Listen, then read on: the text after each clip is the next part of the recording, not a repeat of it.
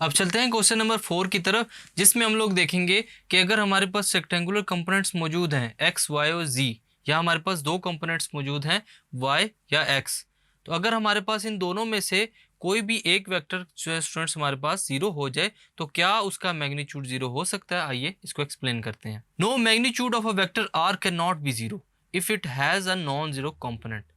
अगर एक non zero component मौजूद है तो जो वेक्टर है स्टूडेंट्स उसका मैग्नीट्यूड कभी भी जीरो नहीं हो सकता।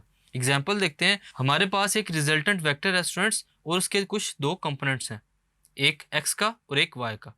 एक्स कंपोनेंट यानी कि जो आई यूनिट वेक्टर के साथ है वो जीरो होगा, और जो वाई कंपोनेंट है वो हमारे पास मौजूद है।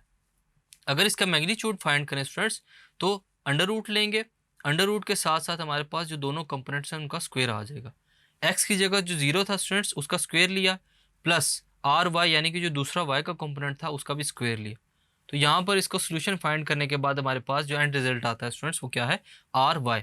दस magnitude of the resultant vector can not be zero if any one of the rectangular component is non zero. तो स्टूडेंट्स इस क्वेश्चन में हम लोगों ने देखा कि अगर हमारे पास कोई भी कंपोनेंट जो है वो नॉन जीरो हो तो उसका रिजल्टेंट यानी कि जो फाइनल कंपोनेंट है वो जीरो नहीं हो सकता। Thank you.